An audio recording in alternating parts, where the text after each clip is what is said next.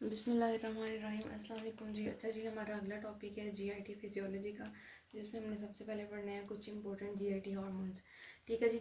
अच्छा जी, GIT hormones जो important थे ना वो मैंने यहाँ पे लिख दी हैं। उनमें ये सबसे पहले गैस्ट्रिन आ जाता है, देन सोमेटोस्टेटिन आ जाता है, देन सीसीके है, कोलिसिस्टोकाइनिन, ठीक है, देन जीआईपी आ जाता है, ठीक है, ग्लूकोज डिपेंडेंट इंसुलिनोट्रोपिक पेप्टाइड, ठीक है, then we have secretin, motilin, ठीक है, और ये दो हार्मोन्स हैं लेप्टिन एंड ग्रेलिन। ठीक है जी। जो इम्पोर्टेंट थे ना वो यही थे, और इनके फंक्शंस क्या हैं ये हम थोड़े बहुत देखेंगे।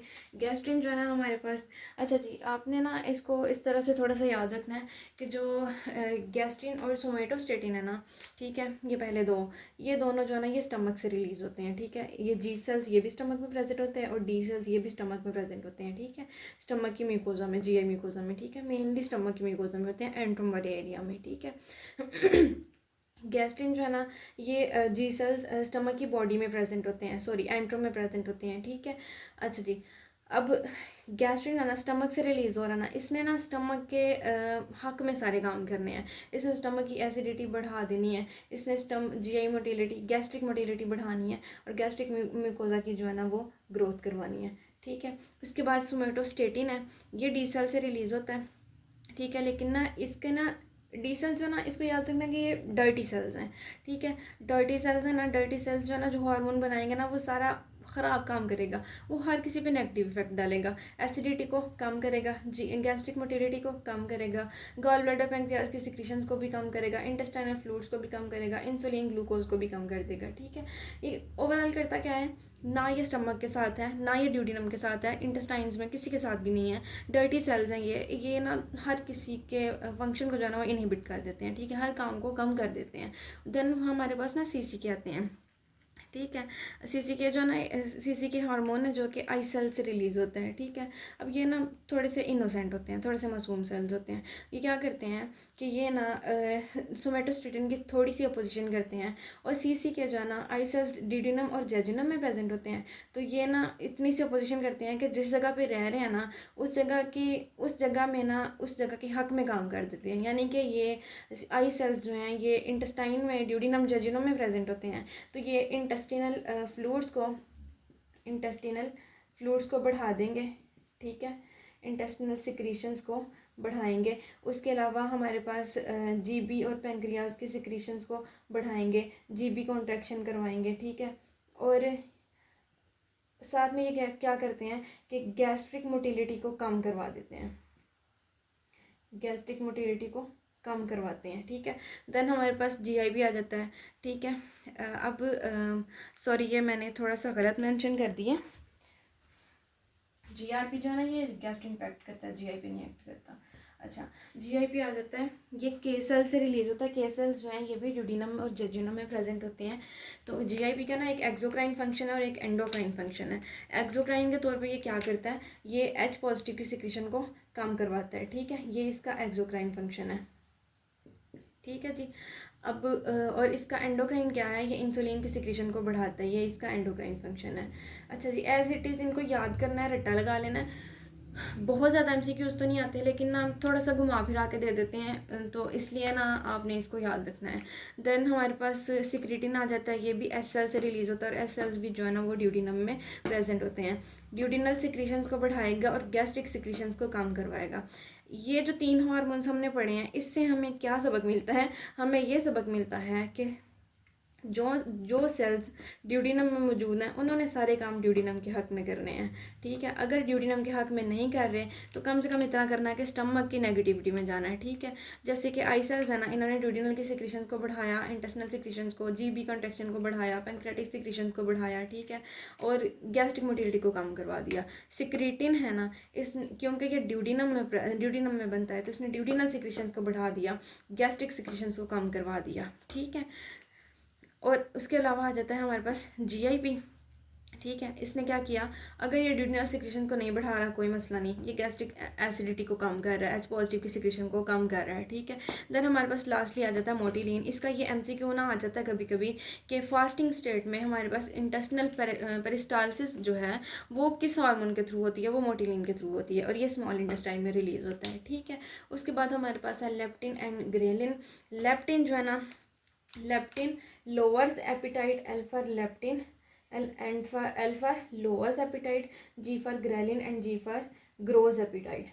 ठीक है, लेप्टिन एपिटाइट को कम करेगा, ग्रेलिन जो है एपिटाइट को बढ़ाएगा। अच्छा, ये थे हमारे पास जनाब थोड़े से जीआईटी हार्मोन्स, ठीक है, जो कि रेगुलेटरी फंक्शन कर रहे थे। अब हमने देखने हैं जीआईटी जो हार्मोन्स के अलावा बाकी एसिड्स हैं हमारे पास, और उसके अलावा हमारे पास जो एंजाइम्स आ जाते हैं वो, तो उनमें सबसे पहले आ जाता है HCl, ठीक है। उसके बाद आ जाता है हमारे पास पेप्सिन, सॉरी पहले हम देख लेते हैं इंट्रिंसिक फैक्टर, ये दोनों इकट्ठे इकट्ठे ही हैं, HCl और इंट्रिंसिक फैक्टर, ठीक है। देन हमारे पास आ जाता है पेप्सिनोजिन, एक्टिव फॉर्म जिसकी पेप्सिन होती है, ठीक है। देन हमारे पास आ जाता है जनाब म्यूकस सिक्रेटिंग सेल्स होते हैं जो कि म्यूकस सिक्रेट करते हैं, ठीक है। और उसके अलावा हमारे पास बाइकार्ब आ जाता है, ठीक है जी, बाइकार्बोनेट। अब हमारे पास क्या है कि जो HCl है ना, ये हमारे पास रिलीज होता है स्टमक में, पेराइटल सेल्स होते हैं, ठीक है। आप सबको पता है, बहुत पुराना, बहुत बेसिक नॉलेज है, पेराइटल सेल जो HCl बनाते हैं, ठीक है। इंट्रिंसिक फैक्टर भी हमारे पास पेराइटल सेल से ही बनता है, पेराइटल सेल से, ठीक है। पेप्सिनोजिन, पेप्सिन जो है ना, ये हमारे पास चीफ सेल से बनता है। ये दोनों तरह के पेराइटल और चीफ सेल जो हैं, ये दोनों होते हैं स्टमक की बॉडी में, ठीक है जी। और उसके अलावा हमारे पास बाइकार्ब आ जाता है, जिसका मेन चंक जो है वो कहाँ से आता है, Brunner glands of small intestine. हमने पढ़ा था ड्यूडिनम में होती हैं ब्रनर ग्लैंड्स, ठीक है, जो कि क्या बनाती हैं, बाइकार्ब बनाती हैं, बाइकार्ब सिक्रेट करती हैं, जो कि ड्यूडिनम की अल्कलाइन इन्वायरमेंट को मेंटेन करता है, ठीक है, अल्कलाइन इन्वायरमेंट को मेंटेन करता है। ये थे हमारे पास कुछ जीआईटी जो अदर देन हार्मोन्स हैं, मतलब कुछ ऐसे प्रोडक्ट्स जो कि हार्मोन्स नहीं है, जैसे कि पेप्सिनोजिन एंजाइम है, ठीक है, HCl है, एसिड है, इंट्रिंसिक फैक्टर जो है इसका B12 की एब्जॉर्प्शन में रोल है, ठीक है। ये थे हमारे पास जनाब कुछ जीआईटी हार्मोन्स। अब हम यहीं पे एक छोटू सा ना पढ़ेंगे कि कैसे हमारे पास HCl की सिक्रीशन होती है, कहाँ कहाँ पे कौन कौन से सेल्स जो हैं वो प्रेजेंट होते हैं, ठीक है। कोशिश मेरी यही है कि एक ही वीडियो में ये जीआईटी फिजियोलॉजी के मेनली जो हार्मोन्स और ये सेल्स वगैरह हैं, इनका टॉपिक जो है ना, ये एक ही वीडियो में कवर किया जा सके, इसलिए मैं, हो सकता है वीडियो थोड़ी सी लंबी हो जाए, लेकिन मैं कोशिश कर रही हूँ कि इसको यहीं पे जो है ना वो कवर कर लिया जाए। अच्छा जी, स्टमक को हम सबसे पहले डिवाइड करते हैं कुछ पोर्शंस में। ये इसका कार्डियक पोर्शन है, ये इसकी फंडस है, ठीक है, ये इसकी बॉडी है, ये सारा एंट्रम है, और ये आ जाता है पाइलोरस पोर्शन, ठीक है। स्टमक में सेल्स कौन कौन से प्रेजेंट होते हैं, सबसे पहले हम देखेंगे वो सेल्स जो कि हार्मोन्स बना रहे थे, उनमें हमने दो सेल्स पढ़े थे। एक हमने पढ़े थे गैस्ट्रिन जी सेल्स, ठीक है, जो कि एंट्रम में प्रेजेंट होते हैं, और एक हमने पढ़े थे D सेल्स जो है ना पाइलोरस के पास प्रेजेंट होते हैं, ठीक है। ये वो सेल्स थे, G सेल्स ने हमारे पास गैस्ट्रिन बनाना था, ठीक है। D सेल्स जो है ना, ये क्या बना रहे थे, स्टैटिन्स बना रहे थे, सोमेटोस्टैटिन्स, ठीक है, जो कि dirty cells, D cells dirty cells से ना स्टैटिन्स बना रहे थे। स्टैटिन्स जो है ना, नाम से पता चल रहा है हर चीज़ को स्टैटिक कर देते हैं, हर चीज़ को रोक रहे थे, ये इनहिबिट कर रहे थे, ठीक है।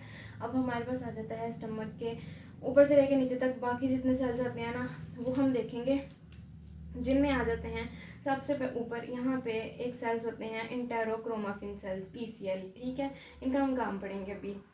यहाँ पे फिर आ जाते हैं हमारे पास स्टमक के फंडस में होते हैं इंटेरोक्रोमाफिन सेल्स, ठीक है। स्टमक की बॉडी में आ जाते हैं हमारे पास parietal cells and chief cells, ठीक है जी।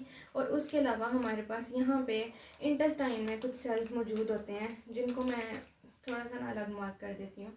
इंटेस्टाइन के हमने सेल्स पढ़े थे, कौन कौन से थे, एक हमारे पास आई सेल्स थे, ठीक है, जो कि CCK रिलीज़ कर रहे थे, CCK। उसके अलावा हमारे पास थे जनाब K सेल्स, ठीक है, जो कि हमारे पास GIP बना रहे थे, और उसके अलावा हमारे पास थे S सेल्स, जो कि हमारे पास सिक्रीटिन बना रहे थे, ठीक है जी। अच्छा जी, इनको आपने साइड पे छोड़ देना है, हमने यहाँ पे थोड़ा सा पढ़ना है कि एसिड कैसे बन रहा है, ठीक है। अच्छा, हमने देखा कि स्टमक में ना पेराइटल सेल्स ने बनाना है एसिड। सबसे पहले एक छोटी सी बात आप देखें कि स्टमक को ना सप्लाई कर रही होती है वेगस नर्व। अब इस वेगस नर्व ने ना इन सारे सेल्स पे ना मतलब नर्व सप्लाई देनी है। इस वेगस नर्व ने सारे सेल को इनर्वेट करना है। तो इसने स्टेटिन्स पे जो है ना वो नेगेटिवली इनर्वेट करना है, यानी कि स्टेटिन्स को डी सेल्स को इनहिबिट करना है। ठीक है, डी सेल्स को इसने इनहिबिट किया। उसके अलावा इसने गैस्ट्रिन को जी सेल्स को स्टिमुलेट किया। उसके अलावा सी सेल्स को स्टिमुलेट किया, चीफ सेल्स को। उसके अलावा इसने पेराइटल सेल्स को जो है ना वो स्टिमुलेट किया। ठीक है, अच्छा ये था एक थोड़ी सी स्टिमुलेशन का कि ये ना हमारे पास वेगस नर्व के थ्रू स्टिमुलेशन आती है, वेगस के थ्रू। ठीक है, अच्छा इसमें जो एक इम्पोर्टेंट समझने वाली बात है ना वो बस इतनी सी है कि हमारे पास जो HCl है वो कैसे बनता है।